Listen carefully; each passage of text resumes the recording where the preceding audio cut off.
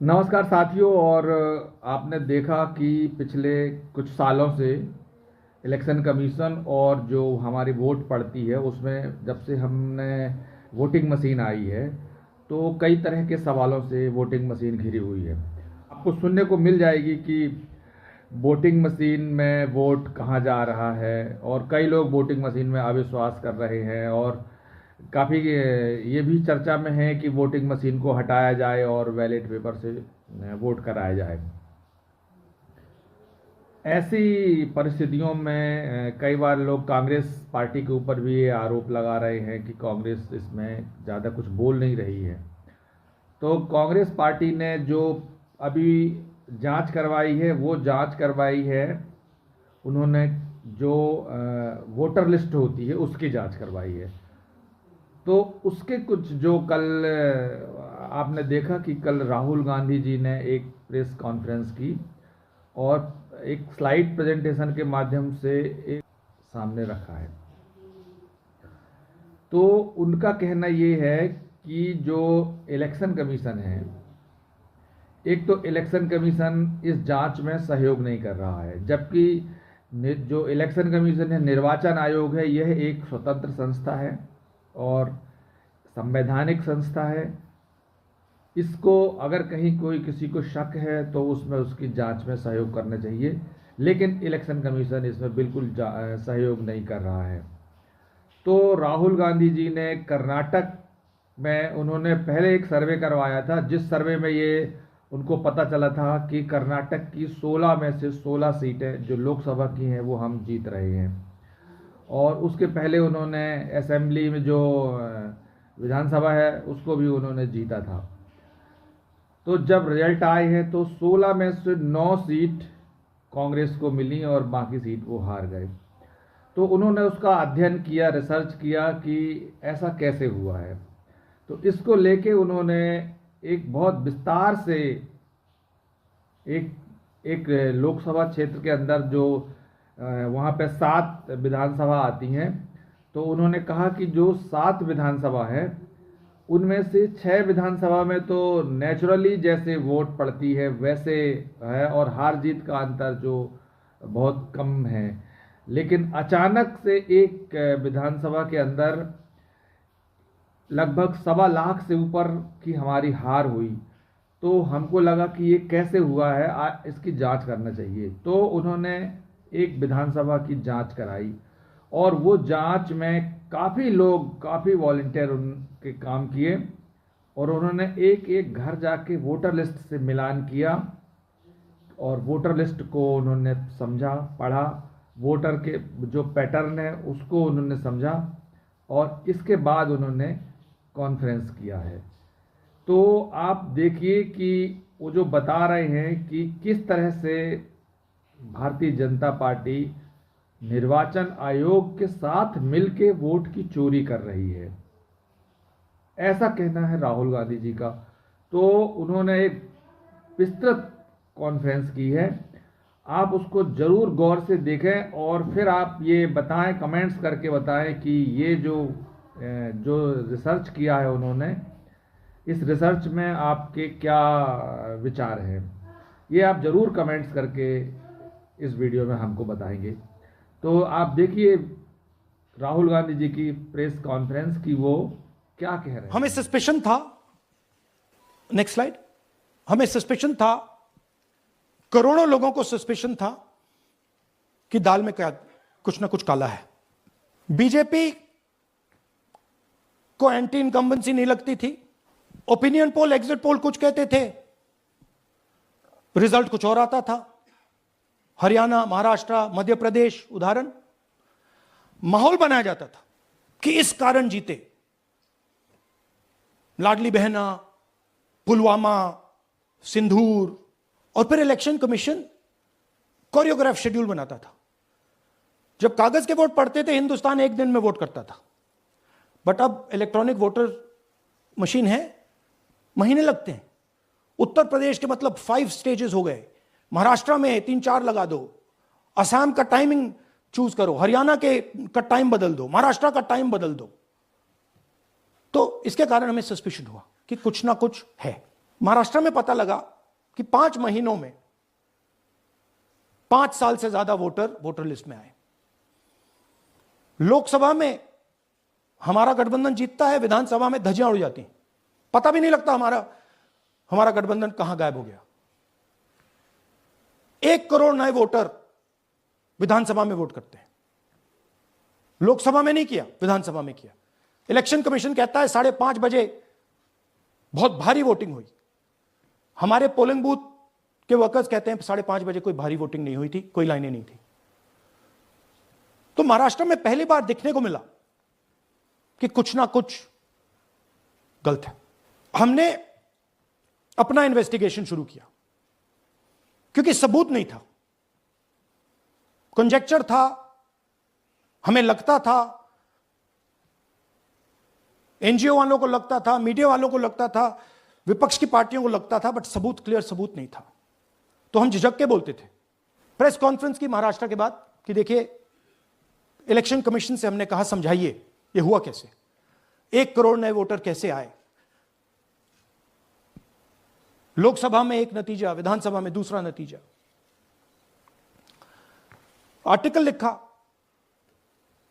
Regional newspapers में डाला, महाराष्ट्र में डाला, बहुत चला महाराष्ट्र में, क्योंकि लोगों को यह फीलिंग थी कि कुछ ना कुछ यहां पे गलत हुआ है। तो फिर हमने कहा ठीक है, चलिए सबूत निकालते हैं, सबूत ढूंढते हैं। हर स्टेप पे इलेक्शन कमीशन हमें मदद नहीं कर रही थी, उल्टा जिन चीजों को हमें जरूरत थी वो नहीं दे रही थी, बहाने बना रही थी। हमने उनसे डिजिटल वोटर रोल मांगा, इलेक्ट्रॉनिक फॉर्म में वोटर लिस्ट दे दीजिए, नहीं दे सकते।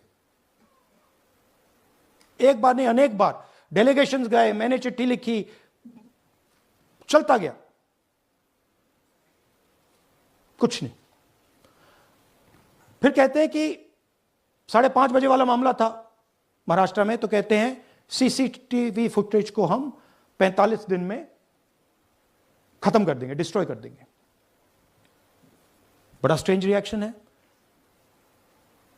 आज 21वीं सदी में आप अनलिमिटेड डेटा एक ड्राइव पर रख सकते हो, पूरा हिस्टोरिकल डेटा आप 50-100 साल का रख सकते हो एक छोटी सी हार्ड ड्राइव में, और इसी उसको डिस्ट्रॉय करना चाहती, क्यों? सीसीटीवी फुटेज डिस्ट्रॉय करना चाहती, क्यों? वोटर लिस्ट डिस्ट्रॉय करना चाहती है, क्यों? ये सवाल थे, जवाब अब बताता हूं। इन्वेस्टिगेशन हमने कर्नाटक में शुरू किया। कर्नाटक में क्यों? क्योंकि हमारी पोलिंग हमें बता रही थी कि हमें 16 सीट, हम लोकसभा में 16 सीट जीतेंगे और 9 सीटें हम जीते, 7 सीटों में हम हारे। तो हमने उन 7 सीटों पे फोकस किया और उसमें से हमने एक चुनी, महादेवपुरा। इसमें बड़ा अजीब नतीजा था। 2024 में कांग्रेस पार्टी को 626-208 वोट मिलते हैं, बीजेपी जीतती है, तकरीबन 30,000 वोट से जीतती है, मगर 7 में से 6 असेंबली हारती है और एक असेंबली में धड़ाके से स्वीप करती है। तो हमने इस पे फोकस किया और ये जो नंबर है,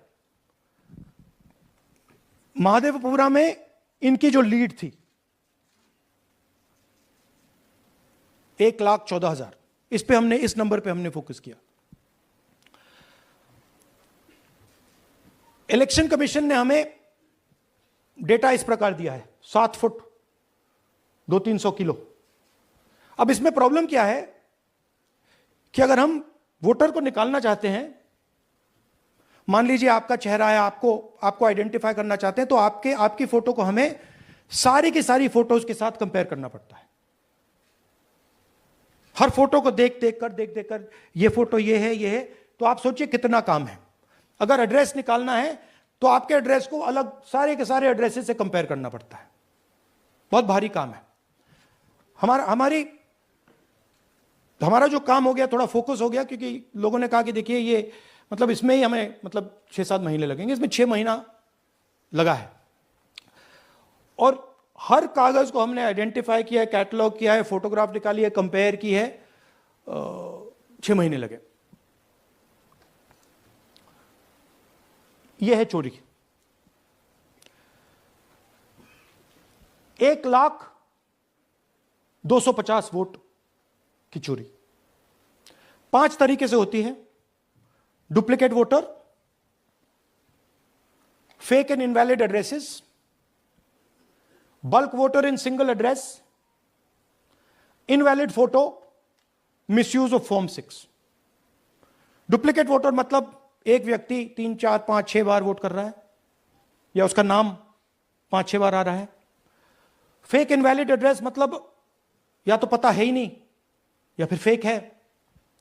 बल्क वोटर सिंगल एड्रेस, एक बेडरूम का घर है, उसमें 50 लोग का एड्रेस है और जब हम वहां जाते हैं वहां लोग ही नहीं है, वोटर ही नहीं है। इनवैलिड फोटो, या फोटो है ही नहीं या फोटो इतनी छोटी है कि उसको पहचाना नहीं जा सकता।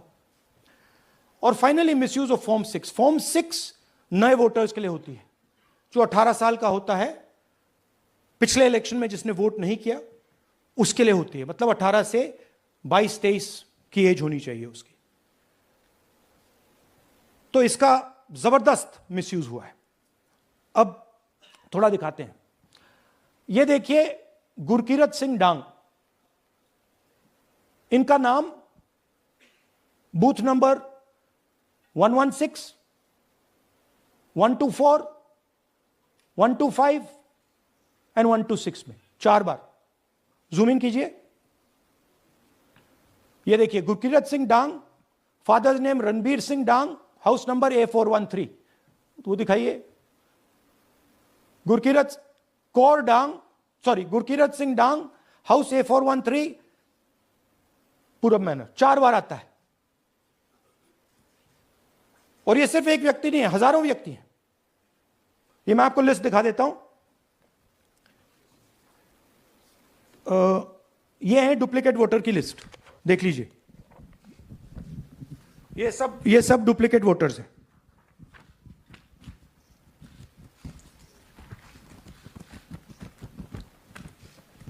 इसके बाद नेक्स्ट, ये देखिए, ये एक और डुप्लीकेट वोटर। नहीं, थोड़ा पीछे ले जाओ, जूम आउट। ये आदित्य श्रीवास्तव जी हैं। ये महाराष्ट्र में वोट कर, इनका नाम महाराष्ट्र में है, कर्नाटक में है, उत्तर प्रदेश लखनऊ में है और कर्नाटक बेंगलोर अर्बन में है। 4 बार आता है। Same photo, same address. और दूसरा नाम दिखाइए। ये है विशाल सिंह। ये कर्नाटक में इनका नाम है, 2 बार कर्नाटक में आता है और 1 बार देखिए ये वाराणसी में साहब वोट कर रहे हैं, वोटर लिस्ट में है। थोड़ा जूम आउट कीजिए। और ऐसे हजारों लोग हैं। 11,000 वोट ऐसे चोरी हुआ है। ठीक है। Next, fake address. या तो एड्रेस है ही नहीं या फिर address 0, house number 0, street number 0। दिखाइए हाउस नंबर 0, देखिए मुनियप्पा जी, मंजुला मुनियप्पा जी का हाउस नंबर 0। अच्छा, ये देखिए टेकराज सबकाता, इनका फादर का नाम DFOIGAIDF, हाउस नंबर 0 में रहते हैं। हस्बैंड्स नेम इनका, नीचे जाइए, टिक्का कुमारी आचार्य, नेम YTDR, किसी ने ऐसे ही टाइप कर दिया है, YTDR QPF। अच्छा, जूम आउट। और जब हम इन एड्रेसेस को वेरीफाई करने जाते हैं तो कोई एड्रेस नहीं है। 40,000 ऐसे वोटर हैं, या एड्रेस 0 है या फिर एड्रेस है ही नहीं। Next, bulk voters in single address. Single bedroom का घर है, 80 वोटर रह रहे हैं उसमें। दिखाइए, जूम इन कीजिए। अलग अलग नाम, अलग अलग परिवार। और जब हम वहां जाते हैं हमें बताया जाता है यहां पे 80 लोग नहीं रहते, यहां पे ये लोग हैं ही नहीं, कोई नहीं जानता इनको। ये है बूथ नंबर 366 पे वही कहानी। ये देख लीजिए, छोटा सा 1 बेडरूम का घर है। जूम इन कीजिए। ये सब लोग इलेक्शन कमीशन के मुताबिक ये सब लोग इस घर में रहते हैं, और जब हम वहां जाते हैं एक भी नाम नहीं मिलता, और वहां के लोग कहते नहीं ऐसे इन लोगों को हम नहीं जानते। जूम आउट, 10,000 से ज्यादा वोटर सिंगल एड्रेस में गए। नेक्स्ट, एक और तरीका, कमर्शियल एस्टेब्लिशमेंट में लोगों के नाम डाल दो। ये एक ब्रूअरी है कर्नाटक में, 68 वोटर्स इसमें हैं, मगर जब हम वहां जाते हैं पूछते हैं भैया ये हैं कौन, कहां है, नो आइडिया, डोंट एग्जिस्ट। अलग अलग परिवार के हैं, एक साथ रह रहे हैं इस ब्रूअरी में, पता नहीं। नेक्स्ट, इनवैलिड फोटोग्राफ, ये बहुत बड़ा तरीका है। इसमें या तो इनकी फोटो है ही नहीं पोलिंग वोटर लिस्ट पे, या फिर इतनी छोटी है कि पहचानी नहीं जाती। देख लीजिए, ये देख लीजिए, और ये सब नाम है इनके, ये सब लोग हैं जिनकी फोटोग्राफ नहीं है और या फिर दिखाई नहीं देती। जूम आउट, हाँ, 4132। नेक्स्ट, मिसयूज ऑफ फॉर्म 6, आपने सुना होगा नए वोटर्स मोदी जी को वोट करते हैं, आता है मीडिया में। फॉर्म 6 नए वोटर्स के लिए है। मैं आपको आज नए वोटर बनाने का तरीका दिखाता हूं, कैसे मैन्युफैक्चर किए जाते हैं। ये देखिए, शकुन रानी जी हैं, 13/9/23 को ये नई वोटर, फर्स्ट टाइम वोटर बनती हैं। इनकी एज क्या है, दिखाओ जरा।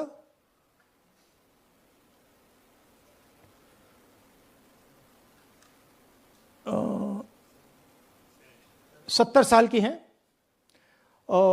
और ये देखिए कैसे किया गया है। 2 बार अप्लाई करती हैं, पहली बार 13/9, दूसरी बार 31/10।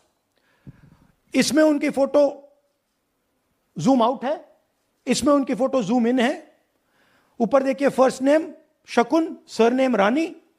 यहां देखिए सरनेम है ही नहीं, फर्स्ट नेम शकुन रानी। और ये देख लीजिए साइड पे इन्होंने 2 बार ही वोट किया है। अब पता नहीं इन्होंने किया है किसी और ने किया है, बट 2 बार इस आईडी कार्ड पे 2 बार वोट लगा है। वो जो टिक है वो पोलिंग बूथ के ऑफिसर की है। इसीलिए सीसीटीवी को डिस्ट्रॉय किया जा रहा है, क्योंकि वो ये हमें पता ना लगे कि शकुन रानी जी है ही नहीं, या फिर कोई और 3-4 बार वोट कर रहा है। और दिखाइए, तो इस प्रकार से बेंगलोर का चुनाव चोरी किया गया। 2-3 और चीजें। हरियाणा का इलेक्शन देखें तो कांग्रेस पार्टी और बीजेपी के बीच में तकरीबन 22,000 वोट का फर्क था टोटल स्टेट में। एक असेंबली में इन्होंने 1 लाख वोट चोरी किए। तो आप इमेजिन कीजिए, स्केल समझिए। एक असेंबली में तकरीबन 12 से 15% वोट इन्होंने मैन्युफैक्चर कर दिया। तो अगर चुनाव में 2-3%, 4% की मार्जिन चल रही है तो वो तो गया, राइट। और हमने ऐसा पैटर्न आइडेंटिफाई किया है देश में, जहां पे एक सीट पे धड़ाके से बीजेपी स्वीप करती है, या 2 सीटों पे धड़ाके से स्वीप करती है। बाकी सीट में नेचुरल कंपटीशन चल रहा है, और फिर सडनली एक सीट में जैसे यहां हुआ स्वीप हो जाती है और पूरा चुनाव चला जाता है। आखिरी बात, नरेंद्र मोदी 25 लोकसभा सीट के कारण प्रधानमंत्री हैं।